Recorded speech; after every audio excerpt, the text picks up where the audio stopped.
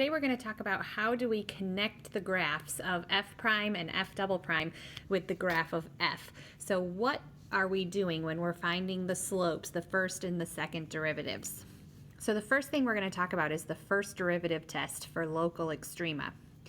And the first derivative test for local extrema says that the following test applies to a continuous function f of x. So this only works if we're talking about a continuous function. So number one, it says if you have a critical point C.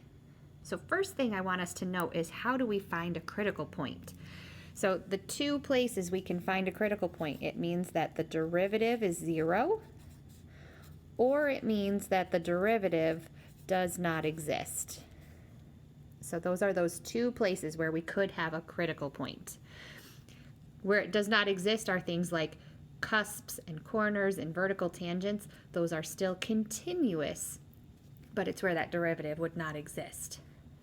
So number one says, if f prime changes signs from positive to negative at C, then f has a local maximum at C. So f prime changes from positive to negative. That means the slope changes from positive to negative.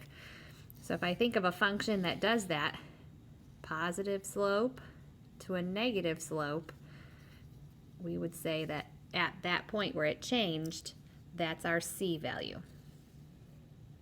Now, I also want to show that's where the derivative would be equal to 0. A way where a derivative does not exist, if I did something like this. If I said, all right, positive slopes, all of those are positive, and then it switches to negative slopes, still a continuous function, positive to negative, this point C is also considered a maximum. Number two says if f prime changes signs from negative to positive. So it's going to be the reverse of what we just talked about. So if I have this graph, and I'll make sure it's not at 0 this time. So I have negative slopes and then positive slopes. If it changes from negative to positive, then this C value would result in a local minimum. So another instance of where the derivative doesn't exist on one like this, I could do a corner of some sort, negative slopes, and then positive slopes. This would result in a minimum at C. So there's also this consideration of what if the derivative doesn't change signs at C, but it's a critical point. Critical point means the derivative is either 0 or does not exist. But what if it doesn't change signs? So we're talking about what happens if a function has positive slopes, levels off, but then keeps going positive slopes. We've seen functions like this before. So here's where that critical point would be at C, but we can't call that a max or a min. So we say there's no local extreme value. So just because we have a critical point, it does not mean we're guaranteed a max or a min. This type of a situation could easily happen. So same type of thing if I wanted to show like with a cusp, I could have a negative slope and then a negative slope again, something really fun like that at C. Those would still work, but there's no local extreme value there. All right, so then we have to discuss the endpoints. So what's happening on the ends of these graphs?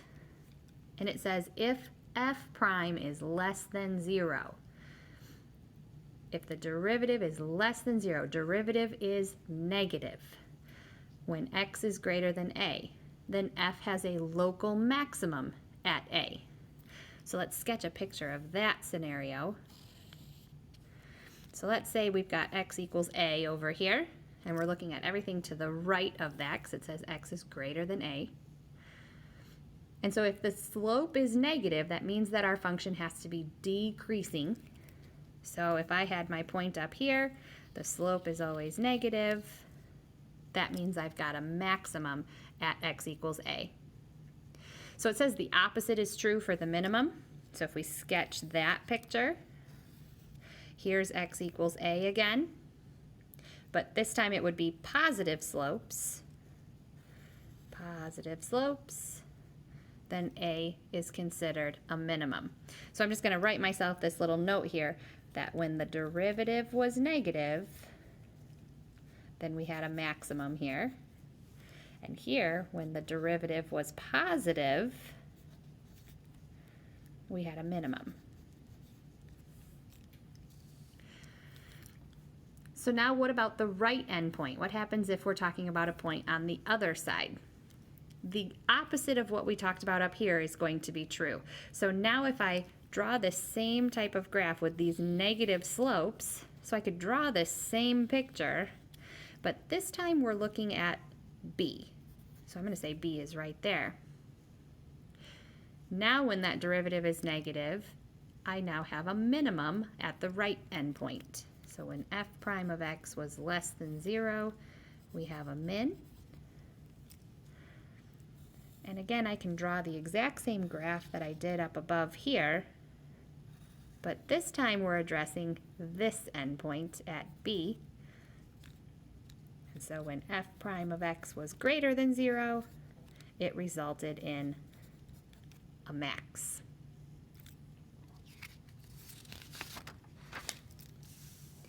So this is going to seem redundant like what we've done already in section 1 when we talked about finding critical points, but we're going to just keep expanding a little bit more. So I want you at the top of this paper to write yourself a note about what a critical point is. So I know you've written it a couple times already. Critical point means the derivative is 0, f prime, or the derivative does not exist. So these are the two things we have to check for critical points. And then a reminder, critical point does not guarantee we have a max or a min. We have to check to see if it actually changed signs from increasing to decreasing. So in example 1, it says we've got this function x cubed minus 12x minus 5.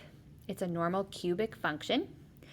And it says find the function's local and absolute extreme values. Identify the intervals where f is increasing and decreasing.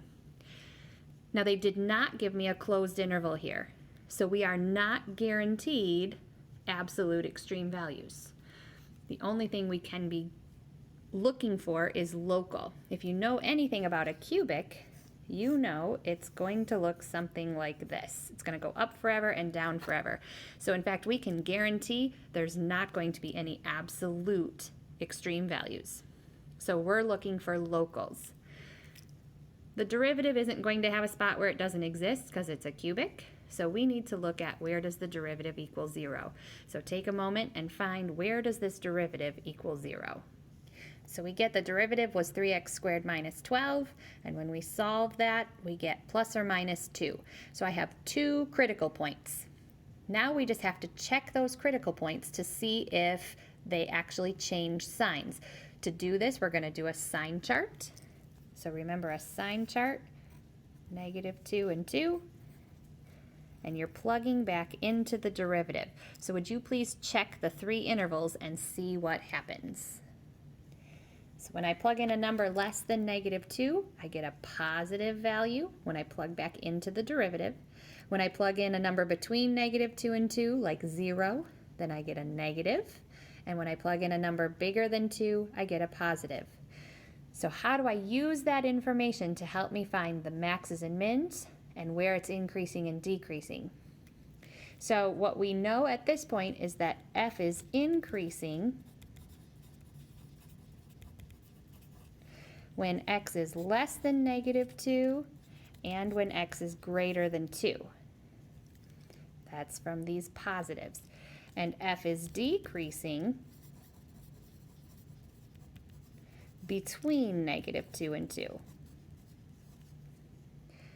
So if I went from positive to negative, that means I've got a max at -2. And if I go from decreasing to increasing, that means I've got a min at +2. To find the y values, we plug back into the original. So take a moment and do that. So I found that the max is at -211 and the local min is at 2, -2. And just a note, no absolute extrema.